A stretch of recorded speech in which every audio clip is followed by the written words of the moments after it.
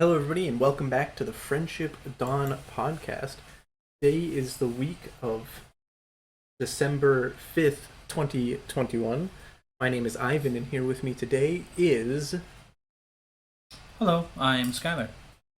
I'm a good friend of Ivan's, and I also work at the casino he works at, and... We're moving on to card of the day, Ooh. which is a card called Fodder Cannon. What is this? It costs 4 generic mana. It's an artifact, and it has 4 tap, sacrifice a creature.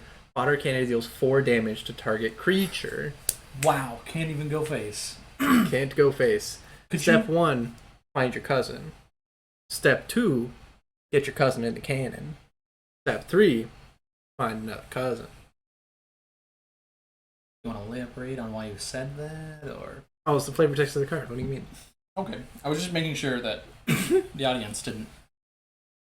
I just wanted to make sure the audience didn't think that you came up with that on your own. That, No. extremely fucked up thing that is a part of this... It's a rather card? famous flavor text. It It's is? famous, and a lot of people know it because it's a ha-ha funny one. It's bad, though. What do you mean? I just don't find it fun. Oh, that's fair. I don't find it particularly funny either. What were you saying? That is just I want to read the only good part about this card. What's the good part? Oh, the flavor text. I don't know. This card's probably pretty insane and limited. Sacrifice a creature. Destroy target creature. Yeah. It's the speed. Your opponent casts Doomblade. You go sacrifice my dude, Doomblade your thing. I don't know. I guess in really long stretched out games it can be, but Yeah. I mean, it is. you need 4 mana. It's like a mana sink. It's also you are trading creature for creature, but you're working from opposite ends, right? You're trading your 1/1 token, and they're losing their 4/4s. It's a really, I agree. It's a really big late game mana sink, but sometimes your deck needs a big late game mana sink. You really think you would ever play this in limited? Probably. I mean, especially in Urza's Destiny Limited. Wait, really? Yeah, or you're the best creature in your deck is probably a 4-mana 3/3 that can't block. Oh, you don't no. you don't know how the quality of creatures have improved so much in 2 decades? No. Yeah. So Sarah Angel used to be the best creature the entire game. Right? A 4/4 flying first, right? 4/4 flying vigilance for Vigilance. 5 mana. But to contend with this, there are cards like Visidrix. Let me see if I can spell Visidrix. Nope, that's a French card. Encanto. There's Quesadrix. Well, Visidrix. 7 mana, 6/6. Rare. Okay, yeah, that's pretty bad. Yeah. That flavor text also referenced cousins. That's strange. I mean, really? Its swamp cousin may be meaner. But the Visidrix is much bigger. I don't even know.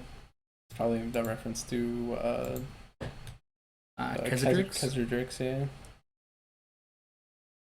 Or maybe Quesadrix is a reference to Viz. Yeah.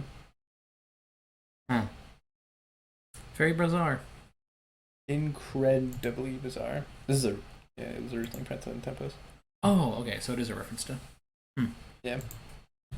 Interesting. Now you open a pack of limited and you read most of the creature cards, right? Because they all have abilities, they have upsides, they have different things. It's ooh, this card's better if you're playing a spells deck, right? Yeah. But in the old days, you would open your pack and you'd see the 4-mana 5/1 and be yeah, this is pretty sick. It'll trade with most things. No flavor text on the 5/1 or no text on the 5, by the way. Just the 5/1. Yeah. Well, it was a simpler time. Yeah. It was a simpler time in Magic when creatures weren't fun. Yeah. Yeah. This actually came up in our Innistrad chat where Nick was oh, is Rotting Fen Snake playable? And I'm yeah, it's one of the better commons. Because your opponent can never attack. Yeah, pretty much.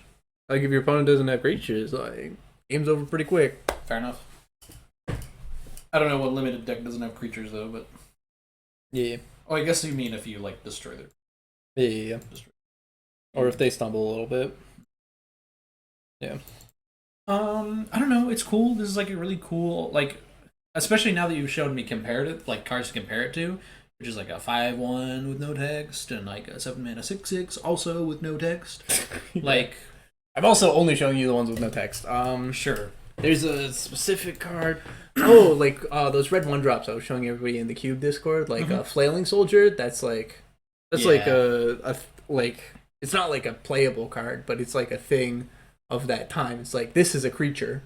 Well, it was playable during its time. No, it wasn't Not playable. even in limited? Not unlimited. Wow. But like, they would never make a creature as bad as like Flailing Soldier nowadays. Sure. Yeah. Here I'm trying to remember the name of this guy. I can't. I remember literally the thing that it does and nothing else. I think it's white, and it is definitely not a rare. Maybe this finds it. Hopefully. Oh yeah, Aven Trooper. One of the better limited cards of the day. A 3 and a white, or I guess not one of the better limited cards of the day, but one of the cards that you like had to play in your deck back in the day from Torment. You had to play it in your deck? Yeah, it was like, oh, I need a 20th card. I guess I'll play this 4 mana 1/1 with flying that I can pay 3 mana and discard a card to give it +1/+2. Until end of turn. Until end of turn, yeah. Oh my god. That's abysmal. To be fair, white in this set is like kind of gypped, but you know. Too bad. It's because there's more black cards, and in order to do that, they look out like green and white cards. It's weird. What? Why are there more black cards? Because evil. I think was the it was reason. an evil set. Yeah. That's fun. Yeah. I don't know, like there's this Because green can't be.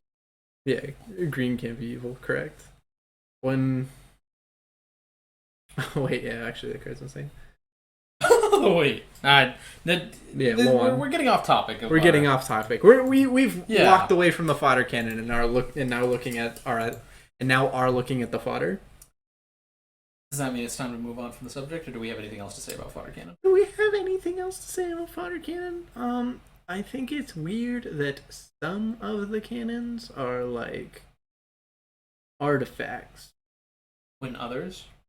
Wait, are others? I feel like there's a vehicle that's a cannon from Ixalan. I mean, there's obviously a way to figure this out. Sure. There's no, the cannons in Ixalan are also. Yeah, looks like they're all artifacts. They're all artifacts. Lux cannon. We'll talk about that later, actually. But okay, happy. Cool. Moving on to the weekly work segment of the podcast. That we are. Oh man. What work stories do you got, bud? Unfortunately, all the work stories I have, they're not like problematic. They're just not like funny, right? Like they're not ones I want to tell on a podcast. Yeah. I guess I can make one up, but like you make one up. I don't know. You do not know. I can just react to yours. You just react to mine. Okay, Yeah. well, I'm pretty good at that. cool. Here's like a kind of weird and interesting one. Sure. I put the deck out and I'm like, "Hey, you want to cut?" The dude's like, "Yeah, sure, man." Takes the cut card. Puts like 10 cards in. I immediately pull the cut card out. Gotta be at least a deck in. Picks up the cut card. Goes to the other end of the deck. Puts it 10 cards in. No, same amount on both sides, dude. Hand him the cut card again. That was your first mistake? Goes 20 cards in. Take the cut card. Would you like to cut? Somebody else. Yep, okay. Yeah. It's not changing. It's still we have the same rules just because you don't want to. Just to punish that man, you should have just taken the card yourself and put it in the deck and just been like, yeah, I'm cutting this now. Goodbye. I don't know. For your insolence. I feel like I'm not supposed to do that though. Just yell out dealer cut. Other dealers have told me to do that. I just don't. I just don't want, Then don't do it. Yeah. Uphold your principles before falling to others. Yeah, exactly. Anyways, that was a fun one. There was Spanish the other day. I'm sorry. I was on Spanish. Always a travesty. Yep, every time, without fail. Oh, I almost said a super bonus. Oh, hell. Well, okay, that's the only time it's not a travesty. So I'm there. The dude gets 2 7 of hearts, and I get a 7 of clubs. And then I'm like, super bonus. And the floor comes over. And they're like, oh yeah, there's 2 7s there. 7 over there. And the guy's like, what's a super bonus? And then he's like, you can win like $5,000. Doesn't explain any further. And the dude's like, oh, okay. Stay. No. Oh. Just entire like moment of like, oh wow, I can win $5,000 is like gone. Yep. No one cares. Yep. No, I no longer care because the floor had to like pick up the like panel with all the stuff on it and then look at it for the super bonus thing. And was like, well, how much you bet? It was really funny. They were betting like $1 under the, under the like. I mean, it didn't matter, but still. Well, because isn't it like if you bet like $25 or more, you get more money? Yeah, you get like 10,000 or something. I don't know. Yeah. But like if you bet like, he was betting $24, right? No way! Oh my god! Which that I mean, like blows. maximum punish for doing the being a four reds 4 whites thing, but for being an absolute shitburger. Yeah, that was one of my Spanish stories. Did you get the super bonus? No. Okay. He got like a 12. Or sorry, got like a queen or whatever. And it's busted. Yeah, wow. It's busted. Yeah. What a bummer. Yeah. I'm like whatever. What just sucks that it's like, oh, you could win $5,000, but instead you lose your bet. There's no like, it's not like, oh, at least you push or something. Yeah. It's so that's how fucking bad Spanish is. Even when you're on the cusp of winning thousands of dollars, Spanish will just fucking rip the rug right out from under you and be like, oh, sorry, you lost your bet. Bye. Oh, that was the other thing. The floor literally just walked away before they even got to the point where they could hit. What the fuck? Yeah. And then I was just like, do you have to stay for it? I guess I'll call you over again when we need to pay this man like $1 million, like thousands of dollars. Yeah. Sick. Like, I mean, didn't end up mattering, but Of course. Mucho, Which is probably like, why they walked away. really confused me. Yeah. Yeah. Anyways, I had the cool game of Spanish. Dude on first, dude on third. Obviously, like friends, but probably friends because they come to casino so often and they know each other, right? Not like they showed up together. Yeah. Anyways, there's a dude. They're casino buddies. Yeah, they're casino buddies. There's a dude in like the middle, right? Mm-hmm. And he's doing just things, right? You know how Spanish players are. Person does things, and then they're like, "How bullshit. dare you?" Yeah, how dare yeah, exactly. How dare you? Everybody knows you're supposed to stay on every 16. Anyways. Yep.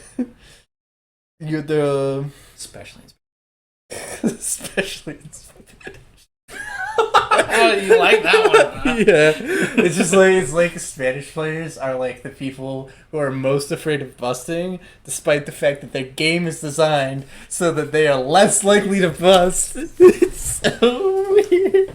Yeah, I don't ever hit a 12. What?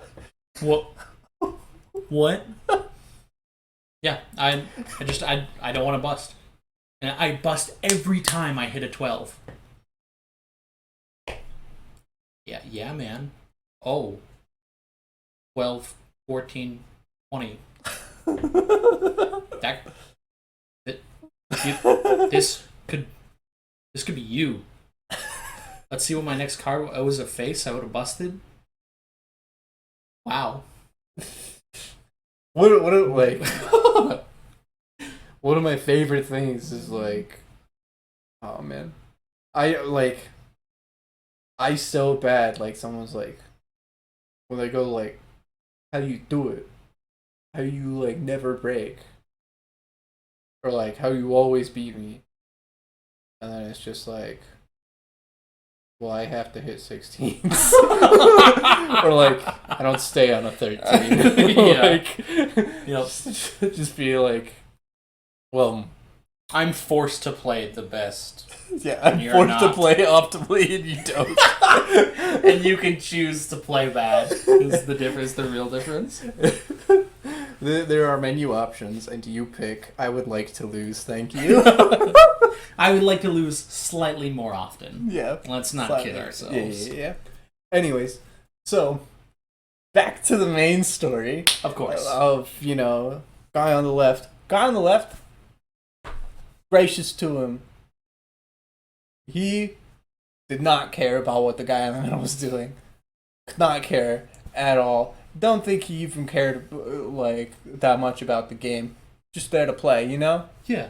Guy in the middle, fucking Matrix going on in his head. He's fucking... The actual galaxy brain, like, you can see the numbers and is like, oh, I need to... Yeah, but the thing is that he's losing. Oh, yeah. The numbers are lying to him. Yeah, the numbers are lying to him.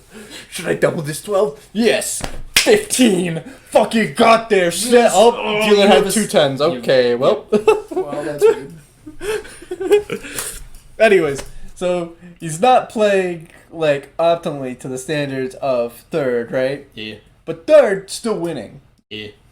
So the third is upset and winning. Oh. Of course. It's Yeah. it's Spanish. What were you expecting? And it's like, okay, this is, like, no. So here's what, okay, this is, I remember now. He's not upset. He's just like, what is this guy doing? Sure. Whatever. And he's like saying thank you whenever he, like, the other guy does something stupid and then it works out for him. Right? That's good, at least. Yeah. And then one hand goes wrong and then he's pissed. Oh, fuck me. Like, God. fucking livid. And then the other dude, the guy who's galaxy braining, right? he's sitting there and we're about to start the game of Spanish, right? Which means that I have my hand on a card that's coming out of the shoe. Perfect time to modulate every bet you have. Oh, God. So anyways, I'm just sitting there waiting, and a dude like pulls one of his bets back really quick. Right? Is this guy on the right? No. Guy in the middle. Guy in the middle has 2 hands, pulls one of them out. Pulls one of them out, right? Yeah. Guy on the left, guy on third, Yep. Guy on the right. he fucking real quick puts another bet out there. Oh my God. Holy And he's shit. like... And then the guy in the middle puts his bet back out there. And then the guy on third, like, slams the table and pulls his fucking bet back. And he's like, what are you doing? You're winning. Why do you want to change the cards? man. What's the point? You don't want to change the cards when you're winning. And he, like, explains this to this dude. Which is funny because it's all nonsense. It's all nonsense. It's like trying to trying to explain real magic to somebody.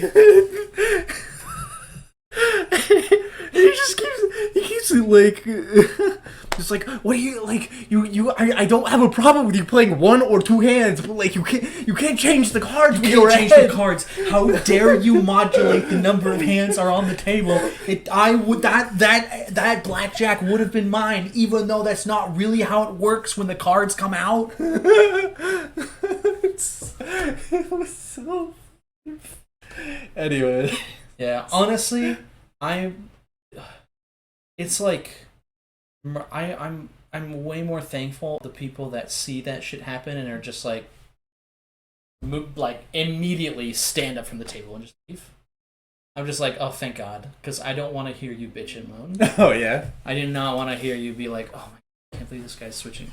And like, there was almost I remember being on UTH and I had to be like, hey, you can't tell him how to play his hand. I need both of you to knock it off.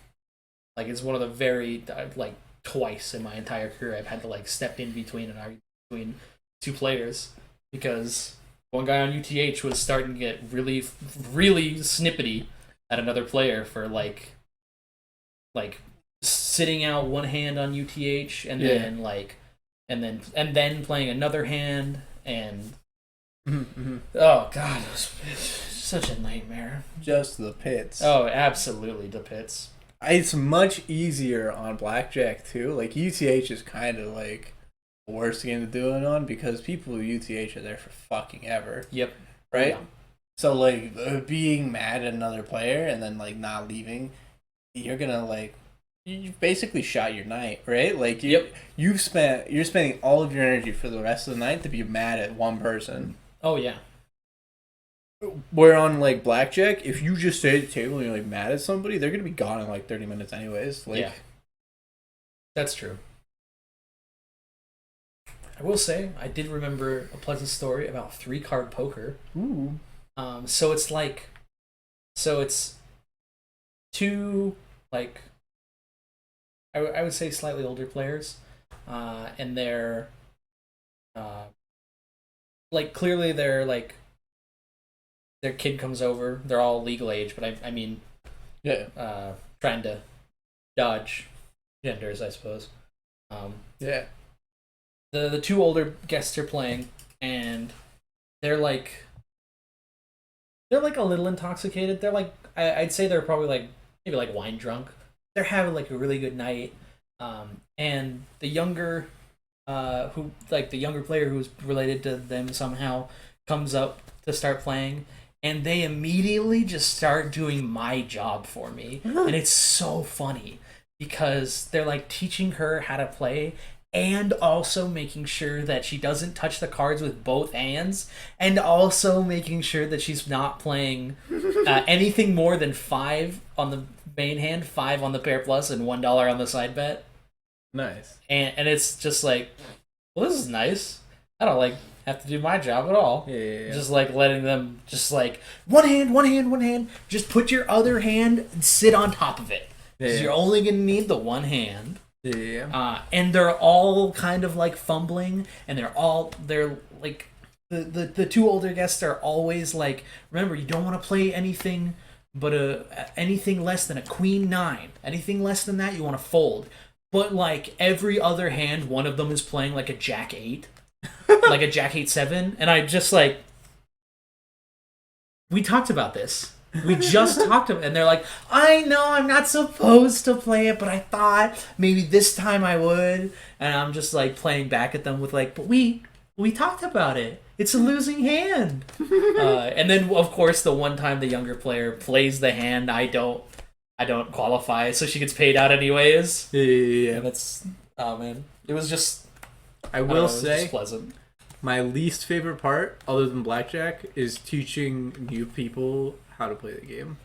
3-card like poker any game? isn't too bad, but like 3-card, I would say among all the games, 3-card poker is like a mercy. It's like, it's literally just like, yeah, need the $5? problem I have with 3-card poker is that like I explain the rules to them and then they're like, "Oh, so what's the game?" yes. Or the time that I explained it to the lady, and then I was like, okay, now you have to bet or fold based on what your hands look like. And she's like, but I haven't seen your cards yet. I'm like, yeah, that's gambling. And she's like, I don't like this game. And in my head, I'm thinking, you just don't like gambling. But she doesn't know that. She thinks she just doesn't like. Anyway, that's an old story. I've probably told that one already before. It was it's just like every time I teach 3-card poker, what happens is basically I'm like, yeah, look at your cards, and then I'm like, you can show me your cards, and like, but I'm really cautious about not telling people how to play. But like if someone folds like a king 8, I'm like, queen's like an average hand, so you should probably play that, and then like, you know. Yeah. But like the thing is that they're always like, okay, now I have the cards. I've looked at them. I want to. Can I bet like more or let? And it's like, no, it's the same thing. Yep. And they're like, uh, what's the point of looking at the cards? Yep. A 3-card poker is the easiest one to peer behind the curtain and see the man like running on a bicycle, like pulling on something to try and make the puppet go, because it's so obviously just like, well, why am I playing this and not a slot machine? And there's no difference in 3-card poker, so. Yeah. But honestly, for 3-card poker, I'm just giving up. I'm just like, show me what you got. Don't play that. Oh, that's right. Because it's the only 3-card poker game, and the people that play that are the most casual human beings to walk into the casino. Yeah. Like, I don't think I've ever had a problem with guests trying to tell other players how to play on 3-card poker. Yeah. Like, it's because it's it doesn't matter. Like, exactly, there's it's the chillest game in the casino, which also makes it the most boring, which is why it's not my favorite. But blackjack, like someone's like, well, how do you play blackjack? And I just go like, you try and get as close to 21 as possible without going over. Yeah. And then they're like, oh, okay. And blackjack's really easy to just like start playing. Yeah. Because stuff goes so fast. Yeah. But like, I haven't had to teach anybody Spanish, but that's because I'm pretty sure the people who play Spanish like are birthed from the goo and just start walking towards the nearest casino. Yes. Yes. New players don't learn how to play Spanish. They've acquired the knowledge on how to play Spanish based on how little fun they've had at the casino. And then once they've reached a threshold of funless gambling, that's when they go to Spanish.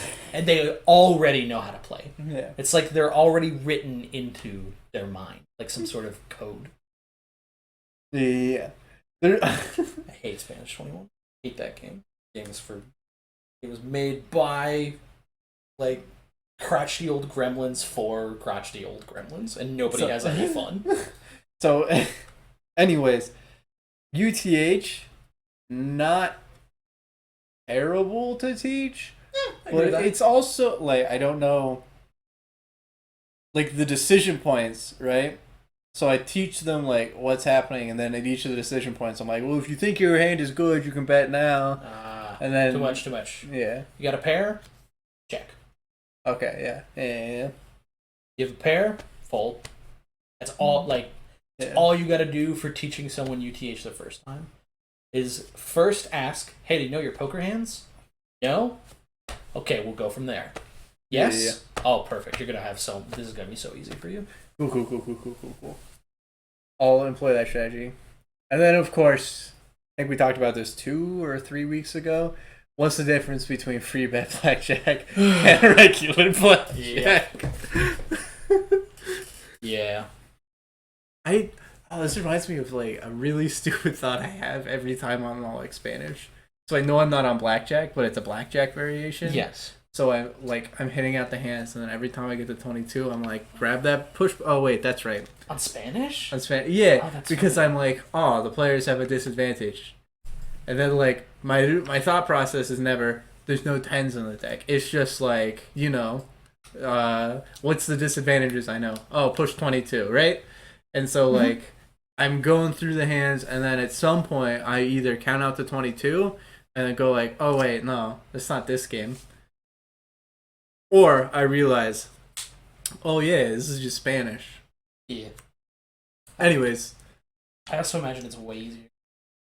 it makes me want to do like it makes me imagine the game that is Fuck You Blackjack, which is Free bet Spanish 21. no yeah, free bet Spanish 21, except you don't get any of the upsides, just all the downsides. Only all of the negative aspects from all of the possible games. Oh my god. And it's just like, hit out the 22, it's a push. I will say I really miss the blackjack variant Down Under. I I thought that one was pretty fun to deal. Oh. Because you had like a special light that told you whether or not the card was 2 through 6, or no, 2 through 5, 6 through 9, or a face card or an ace. Yeah. And that one was a lot of fun to deal. Plus, there was like a down match and an up match, and there was the 22 rule. So if you hit out to 22, everybody's hand pushed, unless you had a hard 20 with two face cards or 2 10s, or like hit out to 21. Wait, what? So I hit out to 22. Yeah. Then for every hand I check, do you have a hard 20? Oh. Did you hit out to 21? Okay. If both of those are no, then it's a push. If either one is yes, then I pay you. Oh wow. That game sounds fucking complicated. Holy shit. Also, if I have a face card up top and the light blinks gold, I just have to flip it because it could be a blackjack. Yeah. But if it's not, the players just know I have 20. Yeah. Which is like a weird, like this weird uncanny valley, because you're like, oh, hey, I know what the dealer has. Oh, it's 20.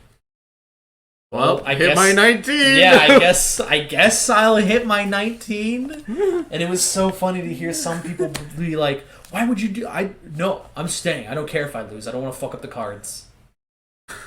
It wasn't everybody.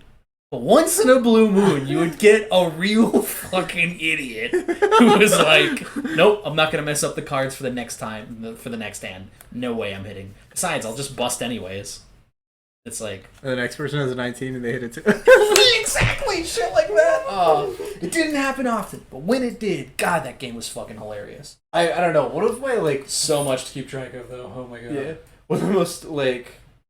surreal moments to me is when people are like, stay on my 16, and then like the next person hits and it's a 5, and then they look at the 5 and I'm like, oh, that could have been mine, and like everybody at the table doesn't say anything. Like, what are you expecting them to say? Yeah, you're an idiot? Or like, do you want me to like just go ahead and move the card? Yeah, it's like it's so, because like people all the time are like, stay on my 16, and then like the next person hits and it's like a 4. It's just like, it's just like you can like see it in their eyes that it's like, should have hit that, huh? It's like, but then 2 minutes later, the exact same thing. Yeah. They're gonna stay on that 16. They're gonna stay on that 16, and then it's gonna happen. Like, I had it happen 3 times in a row to the same dude, and he was just like, "Stay on my 16." Yep. Hey, listen. Stick to your principles, even if they're actually objectively bad. Yeah. Like wrong. Wrong principles. Factually wrong. Not how you win or play the game optimally at blackjack. So you know how some people do like on Spanish, like 5 on the side bet, 5 on the main bet? Yeah. You know? Well, people do that in like every game. Yeah, in every game, where it's like my side bet is equal to my main bet because I hate money. I hate money and I want to go play a slot machine. Have you seen anybody do that with black chips? Yeah. Yeah. Has someone doing that on Spanish with black chips? Nice. In fact, I had one dude, or I had somebody bring in their significant other and hand them a couple of black chips, meaning for one of them to get changed into, like red chips or green chips. Yeah. And instead, they just put them both out there, and then I went into the hand, and they looked over and were like, "You bet both of them?" And they were like, "Yeah." And I give them trips. Nice. And I was like, you have actually got to be shitting me. And they're like, what? Is that good? And I'm like, pulling out purple chips, like, yeah, it's pretty good. Unexpected windfall. It's so funny. Oh man, that was such a feel good moment. You bet $200 on a single hand? What the fuck is wrong? Oh wow, never mind. My bad. I'm so sorry. I'm so sorry. Wow, I'm actually the idiot here.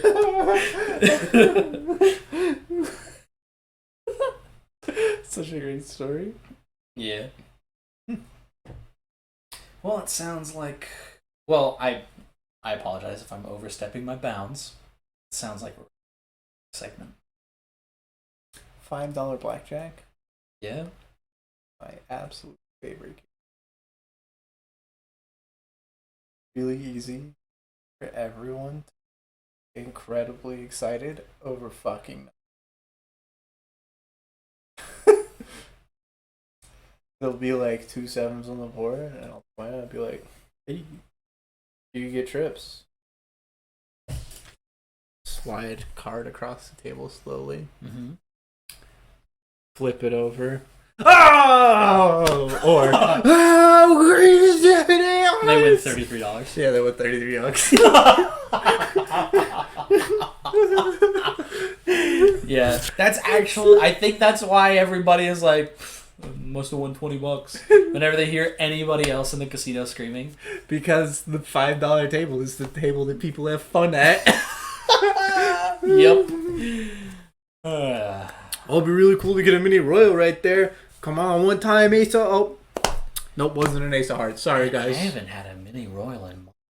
Yeah. I'm on like a fucking dry spell for the ages. Like I have been way overdue for a mini royal. Yeah. I've had more straight flushes on UTH in the past month than you've had mini royals. Yep. Or straight flushes Yeah. combined. Probably lifetime. It's not true. I've only had 3 straight flushes, so. I think I've had like 4 mini royals? lifetime, maybe 5. Wow. Interesting. I've had 2 or 3. Really? Mini royals? Yeah. Huh. I'm like the lucky guy too. That's funny. They're pretty rare. Oh, guess, sorry. yeah. I've had like 4 or 5, but I've only paid 2 or 3. Oh yes, Yeah, of course. Sorry, I am also only counting the ones I pay. Yeah. Because it doesn't really. It's still funny. Because you like, I deal it out and then I'm like,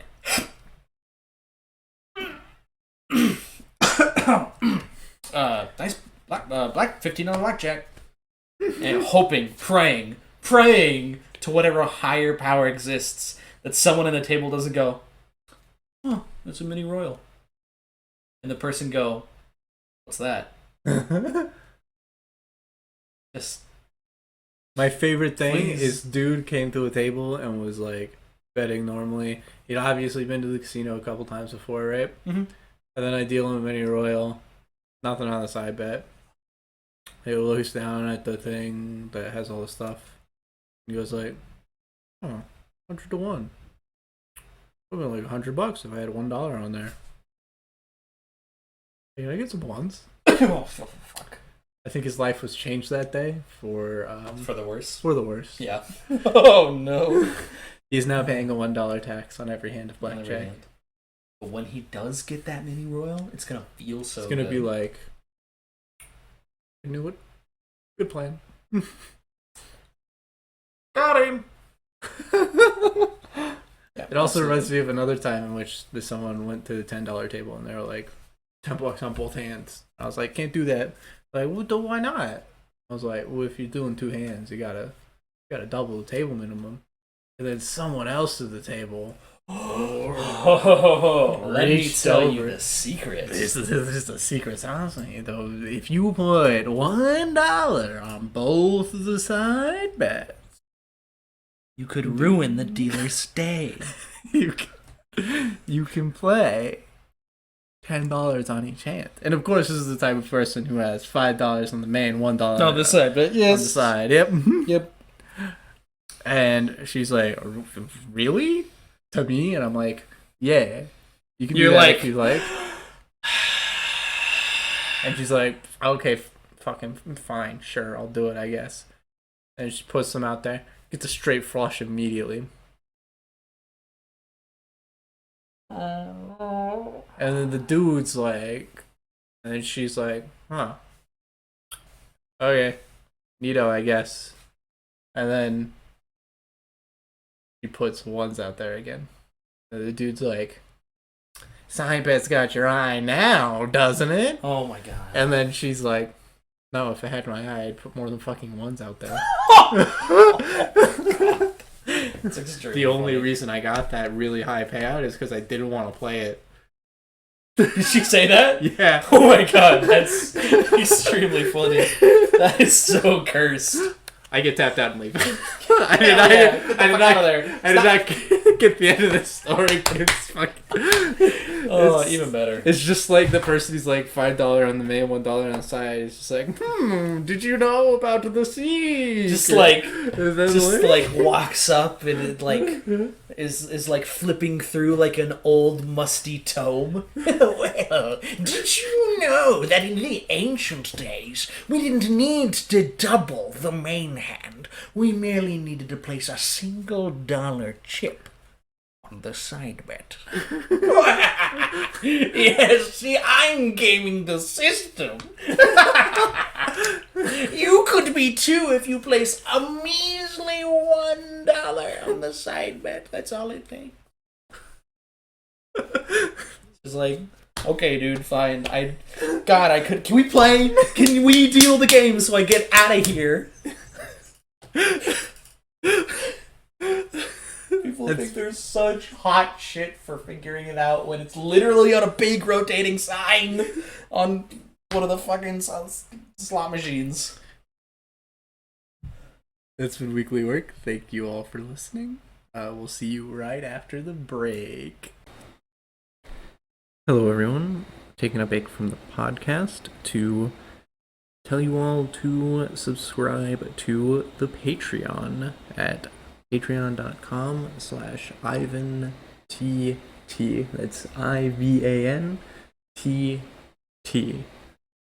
It's how you help support the podcast, how we get all of our stuff together, and you get a sick bonus in that all Patreons with the tier 2 or higher get a shout out. So quick shout out to Thunderbird145, who is our current tier 2 patron. Thank you, everyone, and back to the podcast. Hello, everybody, and welcome back to the Friendship Dawn podcast. We're moving on to the Magic Meandering, where we're going to be meandering about some of the Magic we've played in the past week. So I want to talk about the like 6 or 7 games of Alchemy I've played, what I want to do with Alchemy, and Standard. Yeah. We Do you want to talk about that? We cube drafted. I could talk about it. My cube deck was sick, but then I got fucking dumpstered. Not by me. No, by I'm just not the agreeing. cards in the draft. I feel like it really sucks because I feel like if that was an 8-player draft, I would have won because it was a 4-player draft and I had to play Everybody? Sky. Oh yeah. I just lost to Sky. I don't know. I mean, did you beat everyone else in the draft? Yeah, I beat everybody else in the draft. So you didn't really get dumpstered.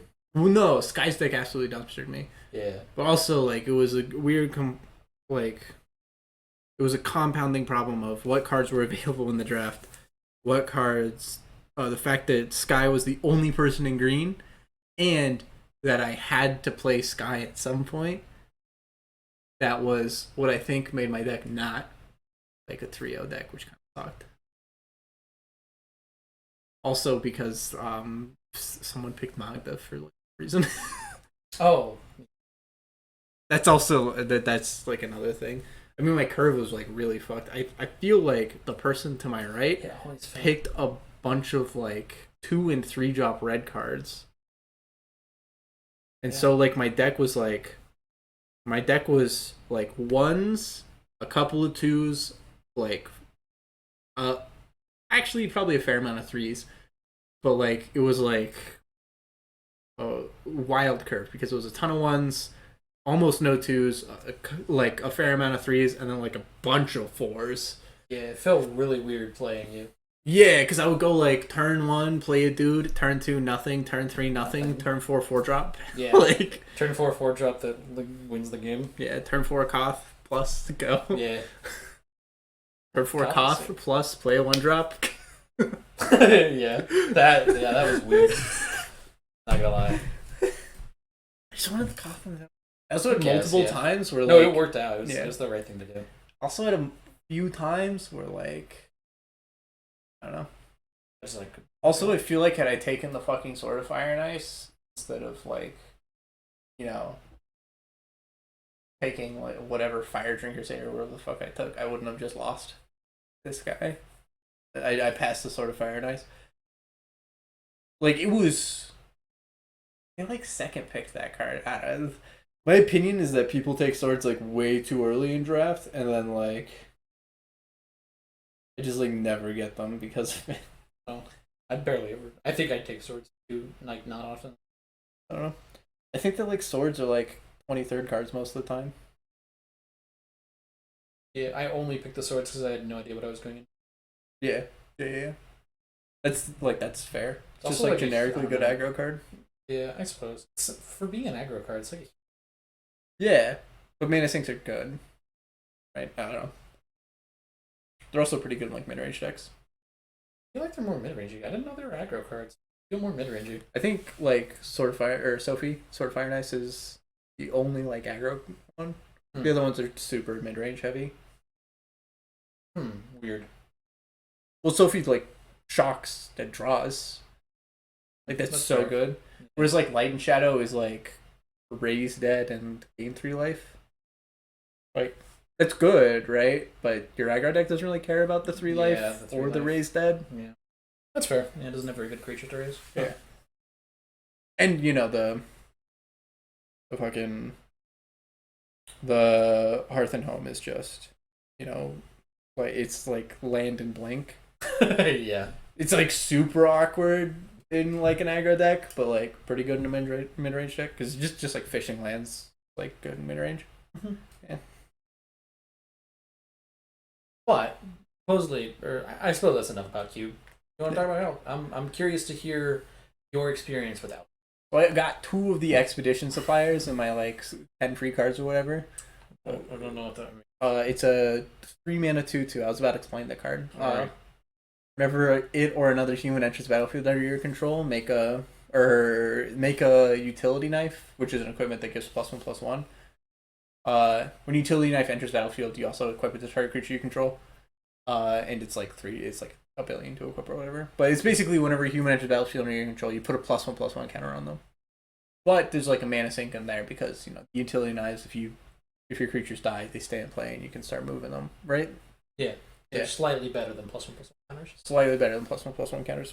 Anyways, ability triggers only once per turn. Also, I flipped entirely on that actually, and I love all the cards that like say once per turn because it allows them to do a lot more with the card, and if it matters, it's less about like like if people are trying to trigger the same thing like 7 times at a turn, it's actually probably not a fun experience for the other person. I suppose. Yeah. Anyways, I don't know. It just feels like it makes some bad cards just terrible. I don't know. I think it's like on mostly good cards too. Also, Yeah, this is coming from like a. Yeah. I accept that I might be wrong on this. anyways, so I built a Nido Humans deck. You know, Torrens, Thalia, Adeline, the works, right? Basically, the mono white cards that are humans, and then you know, Got some green cards out of humans. and then yeah, Torrens and Hamlet Vanguard. I think were the only green cards I was playing. Hamlet Vanguard being the Killing that thing? no 3 mana 1/1 +2/2 for each other human you control with like ward. The expedition supplier costs white mana. I was also going to buy Inquisitor Captain,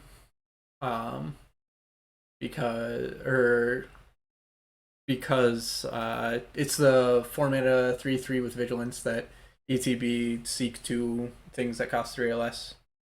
Pull one of them to play, shuffle the other back into your deck. Mhm. I was going to craft that one because I thought it was a mythic, but it wasn't a mythic, so I didn't craft it. Which made me feel sad. So far the cards seem really cool, but everything I've seen in Alchemy from my opponents has not been Alchemy cards. Oh, really? It's just been like standard decks, which is a little weird. Oh, I saw an Ishkanah, but it was in like a green-red werewolves deck, and that confused the fuck out of me. Ishkanah? I don't know what that is. It's a Spider Lord, and then you can like exile a card from your graveyard to draft spiders. They probably just went, green alchemy card. I swapped a werewolf out for this. Yeah, which was super interesting. So I played Luminarch Spire in my deck, of course. And I think Luminarch Spire was actually I actually did see a fair amount of Luminarch Spirants, so that's fair. Fixed Luminarch Aspirant feels bad, but I think it's still Fine. It's still pretty. It's like still really Really? yeah.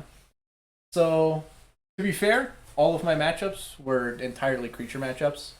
The extra 1 damage isn't what mattered. What mattered was the long-lasting ability of like putting a counter on your Thalia to make it a more like a more challenging threat on the ground for creatures to fight against, right? The thing that like so it was good because it gave me like my deck an opportunity to like block the creatures that were getting Luminarch Aspiranted, so they couldn't really attack with them. But then also, I still needed to deal with like the Luminarch Aspirant or the creature, because there was still like if I waited too long, you know, the problem Aurora Boreas itself, and like Yeah. I just die. Fortunately, the game where it was like the biggest oppressor was the game in which I had one as well, so it wasn't like it was like navigating through them putting counters on their Thalia and me like not, or me putting counters on my like Hamlet Vanguard or whatever. Right. That was pretty cool. Expedition Supplier seemed actually absolutely insane every time I cast it, but my opponents weren't doing much, as mentioned before. They're kind of just like, you know, draft cast standard decks. But like every time I cast it, it's just a 3 mana 3/3 with upside, Yeah. and B, Human, like which synergizes with everything in your deck. yeah, and B, was actually like insane about the card is when you play a human, you don't have to equip the knife to that human. Right, you could equip a bunch. Yeah, One it makes, human could carry a bunch of utility. yeah. So it has a weird effect where like Luminarch Aspirant doesn't do the +1/+1 counter the turn it comes in anymore, but like the Expedition Supplier makes it so all of your creatures do the Luminarch Aspirant thing when they enter the battlefield, which is funny. And I think it's like a good balancing of, you know, this card gets them face up, and then this card gets them over time, right? Mm-hmm. And also like the face up one only gets 1 a turn, so Sure. yeah. Did you only play humans when you played alchemy? I was going to craft a Epiphany deck. Mhm. But I was going to play both Discover the Formula and Geist Catcher or whatever, Geist Fueler or something like that. Yeah, the 1/3.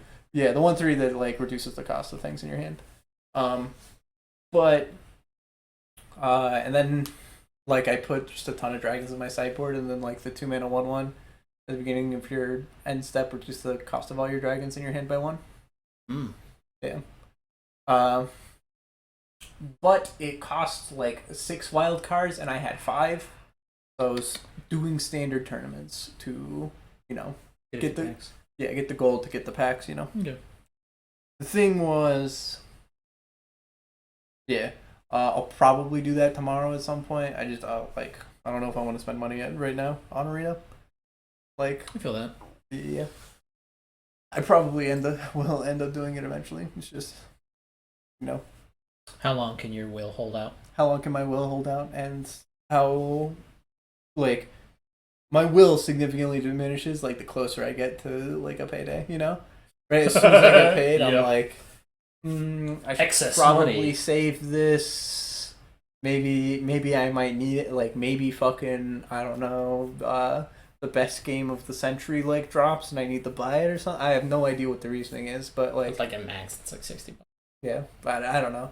But I save like my entertainment money until like the night before, and then I'm just like, fuck it. I'll buy I'll buy new sleeves for my cube. It's 3 a.m. Who cares? Like, Yeah. Except for those sleeves are sick. those sleeves, good investment. Anyways, Up top. drop my phone. Oh, I thought we were gonna act like that was the high five noise. No. And use your phone back. It made me realize something about standard while I was like grinding. I actually like kind of love standard right now, and the more I play Is It Epiphany, the more I like it. I like. Is It Epiphany seems pretty cool. Yeah, it's like super and like I don't know. It might just be because like my deck is all 2 and 3 ofs, but it feels incredibly replayable. Plus, you got like Earmyth as a one of. Yeah. Well, that's my sideboard.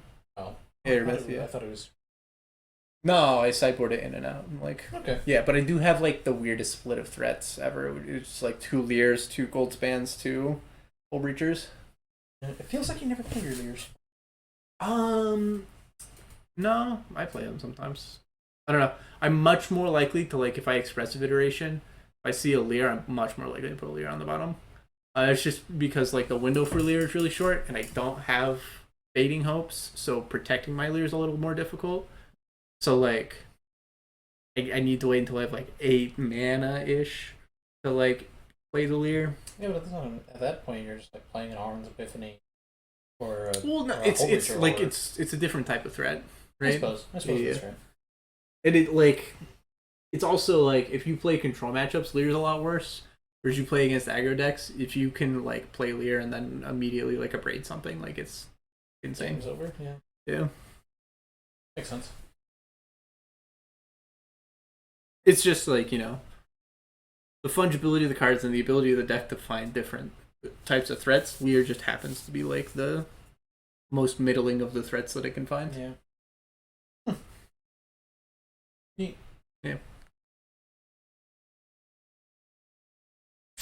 Anyways, that was a Yeah, Mono White go burr. Mono White Gober, yeah. What do you think of Mono White? Do you think Mono White's replayable? I like winning. Have you tried Monk of the Open Hand yet? Mm-mm. It's a 1-mana 1/1. I think it has Vigilance.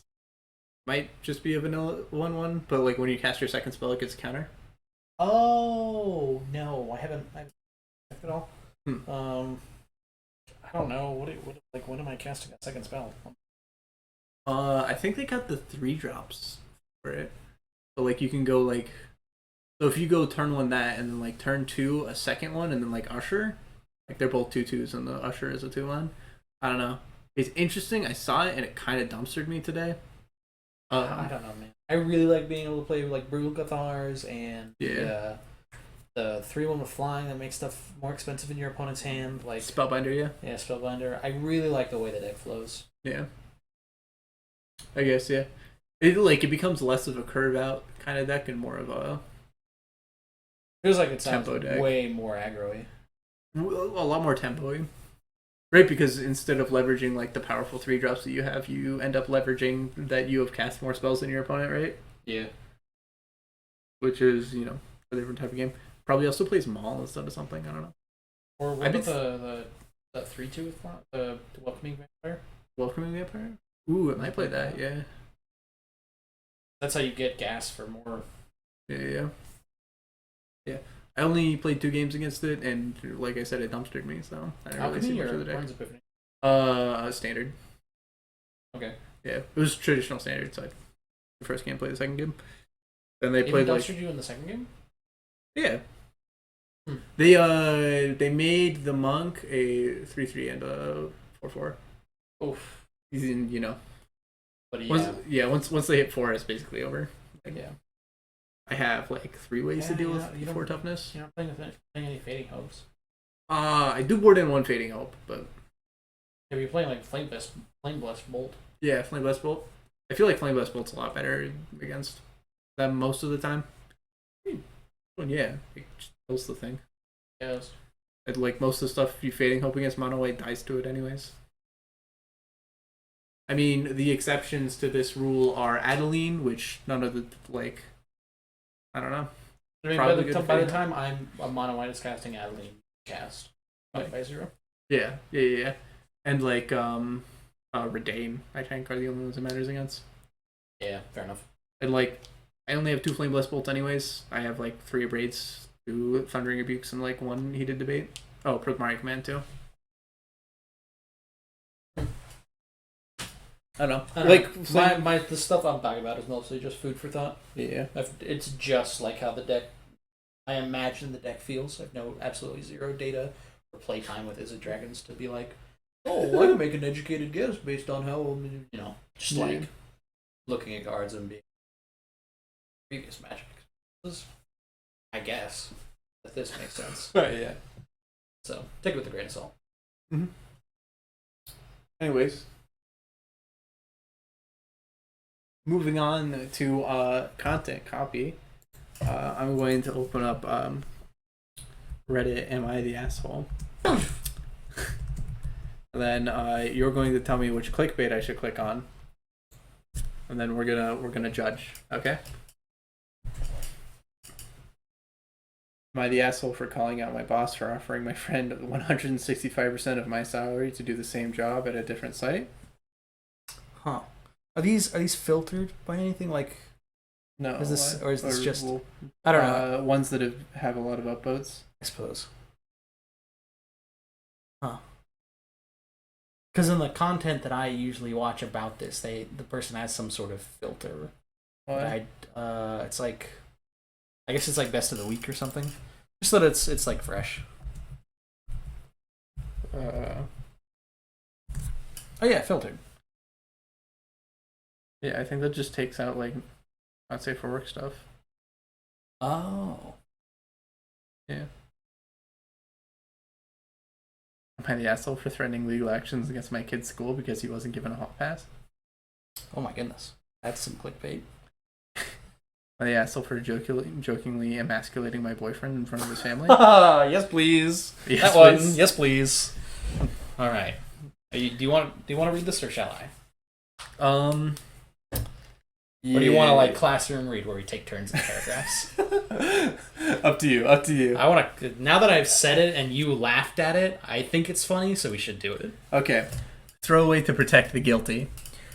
All right. So I, 28 female, have a boyfriend, 31 male, that I just moved in with earlier this year.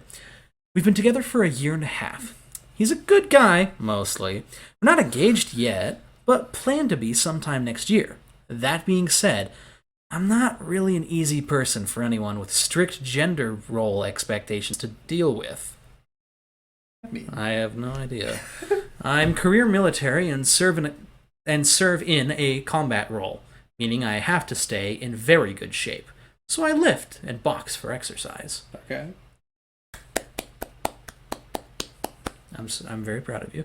I'm not what you would call demure, and I don't soften my edges the way that a lot of women do to make people feel comfortable. It's caused problems with dating in the past because a lot of guys get weird about that.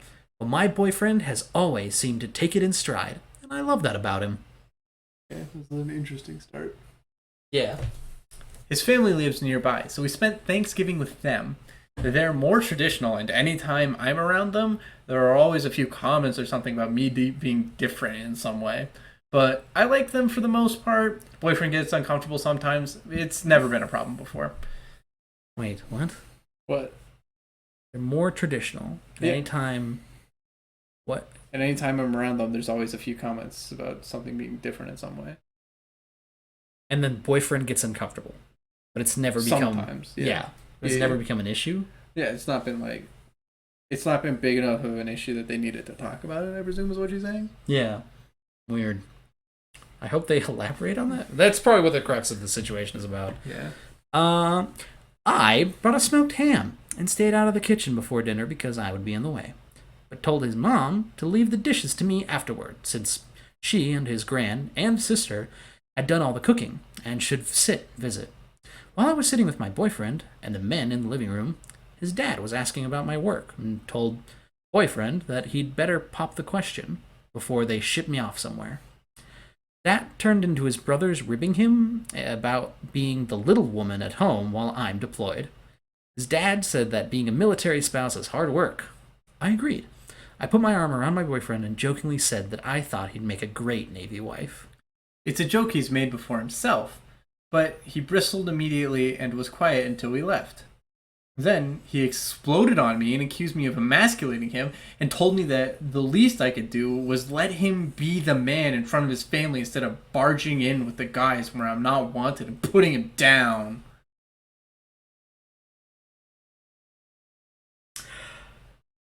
We're speaking again, but he doesn't think he's wrong and wants me to hang out with the women at future gatherings and be normal. I can sympathize, but I think he's overreacting. I'm then not that's- going to read this edit. Yeah. Oh, wow! You're just like, no. Yeah. Really? Okay. Hard pass on the edit? Hard pass. It's like Why? fucking. It's this paragraph is like 3 times the size of like most of the other paragraphs. It's basically just a. This is basically a second post. This edit is like Wait, hold the on. size of a second post. Is the second paragraph part of the edit? Yeah, this is all edit. Okay. Yeah.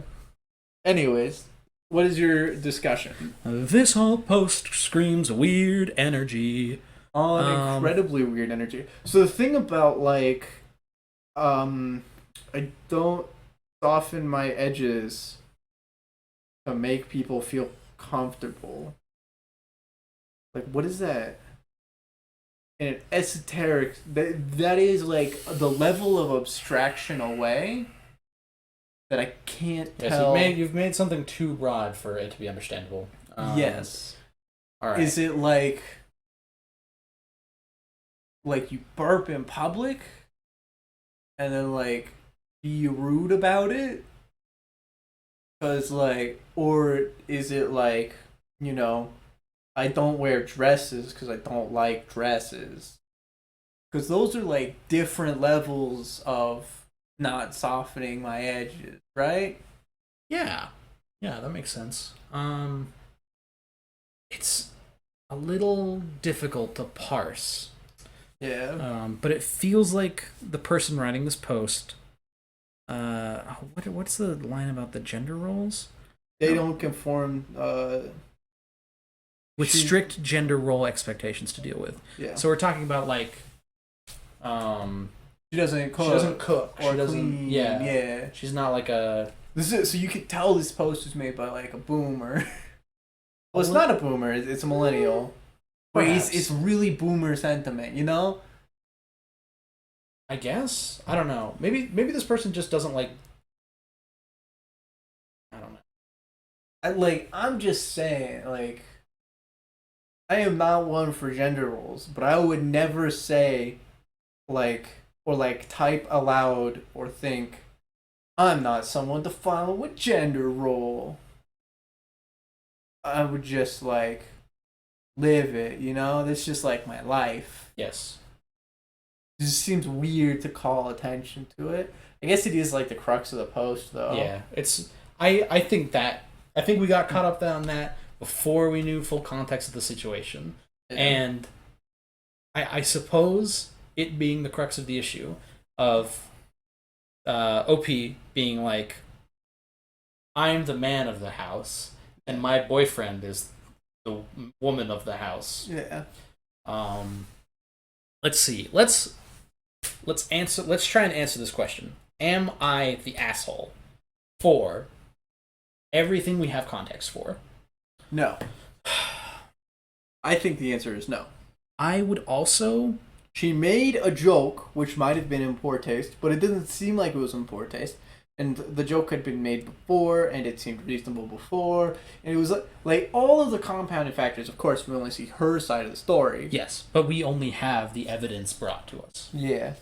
Seems like she was doing she was just doing what she felt was normal, right? Yeah, she was going along with the bit. She was going along with the bit. And then the boyfriend, Quote unquote, exploded on them.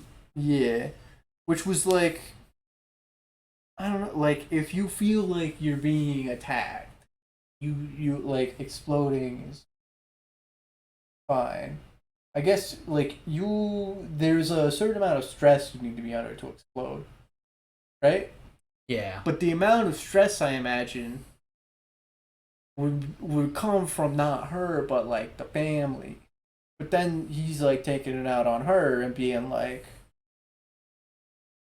yo, what the fuck? Why are you being like, Why are you emasculating me?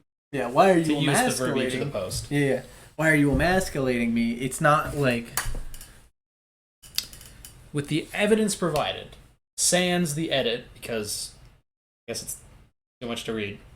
yeah. um, Well, it's not part of the thing. It's her response to people's responses. fair. Yeah. Unless it's extra context. No, Is it- interesting threads. I took some info. Yeah. Oh, well, fair enough. All right. Yeah. So this is all context we need. Okay. It's it's not that like, I'm fair delivering the verdict that this person is not the asshole. yeah. You, there are 4 categories. There's not the asshole. Everyone's shitty here. Everyone sucks here. You're the asshole, and no assholes here. Not yet. I do feel like the boyfriend is the asshole. With the evidence provided, I would have to agree. Yeah.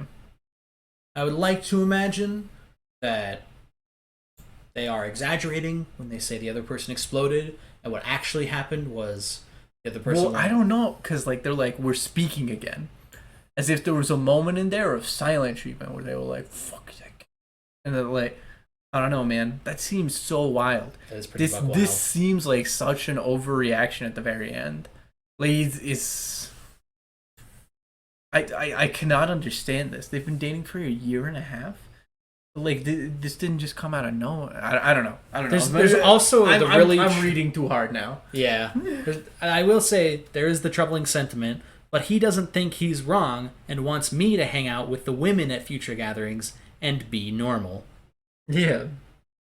That is a troubling sentence. I don't, again, this isn't quoted, right? She's not quoting him. This could be her paraphrasing what he said. Yeah. But I'm ready to deliver the verdict. Not guilty. Not the Right. asshole. Perfect. I agree with the verdict. The jury has spoken. Now we will pass this on to the judge. What? Oh. But who's the judge? I thought we were the judge. Fuck. Next time on Friendship Dawn Podcast. Be right back after the break. Hello, everybody, and welcome back to the Friendship Dawn Podcast. We are reaching the closing thoughts here. I have a closing thought for today. Oh, that's new. So we were driving back, so we were at D&D. We drove to my house from D&D, right? Mm-hmm. On the way here, I passed the combination KFC A&W. Mhm. There was a sign under it that had like the A&W logo on it. And I looked at it. The sign said, "Real food you can take home." Immediate thought was like,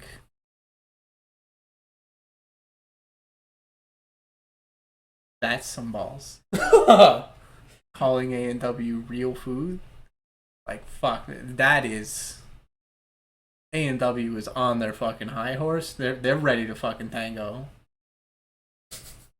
Holy shit. Wow. You don't think we're real food? We'll fucking go. It's like, dude, you serve like fucking hot dogs. You like boiled in like fucking fry water. What do you mean? you take like a vat of chili and like pour it over a hot dog, and then like take an onion that you like crumpled into your hand and Oh my over god, it. that's such a gross mental image. Ew. I don't think I've ever had A&W. Hmm. I've definitely had the KFC associated with it. I don't think I've Yeah. ever willfully I've always thought of A&W as the brand of root beer, Yeah, they sell root beer. That's the thing they're known for. not food. Not food. That's They do fair. have cheese curds, and the cheese curds are choice. But also, cheese curds not a food you want to take home with you. Also, cheese curds aren't really a food, I mean, yeah, that's fair too. right? Like, I hate to like spring this on you, but But it's hard to be like, it's hard to make a meal out of cheese curds. yeah, yeah. I don't know. Heck. Yeah. What? Again, it lends itself again to like real food. Not real food. I mean, it's you couldn't take it before a court and be like, this is false advertising. Yeah, It's technically real food. The food you get is real, tangible food. It's just Whether or not it's just like in the sense of the advertising where it's like this is real food that you can take home with you. Yeah, you just point at the food and you go like, "Do you call this real? Like, what's your you can touch is it. your is your And you can- barometer simply that you can touch the food? Yeah, you can touch the food and you can carry it in your big smelly hands into your car and take it home. You can plop it directly into your the like center console that opens up. You just plop it in there, and then when you get home, you reach into it, take it out, go into your house, plop it on the table, and like slurp it up like a pig sniffing for truffles. Beautiful. You've bought their food. You like what more? They don't want anything else from you. They fucking tricked us into eating their food. They Anyways, didn't trick me. I've never had an A&W.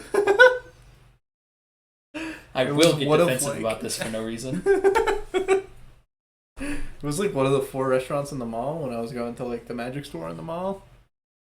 It was like, do I want Subway for the second time this week, or do I want to get like A&W? Would you ever? Because A&W is like $3 and Subway is like 10. Has anyone gotten a foot long for $5? Yeah, in like 2003. Right. Inflation, man. Still in the $5 footlongs. I don't think it's inflation. So funny because like we were the kids who saw those advertisements for like $5 footlongs all the fucking time. Yeah. Then when we grew up, it was no longer a thing we could buy. Yeah. Well, as soon as we were handed $5 for our allowance, once we walked into Subway, they were like, "Yeah, about $6.20 for that footlong." Yes. Unfortunately. And we were like, "Dude, fuck it, take my money. You think I care? I'm like 12." I guess I'll just buy a raspberry cheesecake cookie from you. Good day, sir. Good day. Thank you all for coming. Have a wonderful, wonderful night with your beautiful and delicious A&W.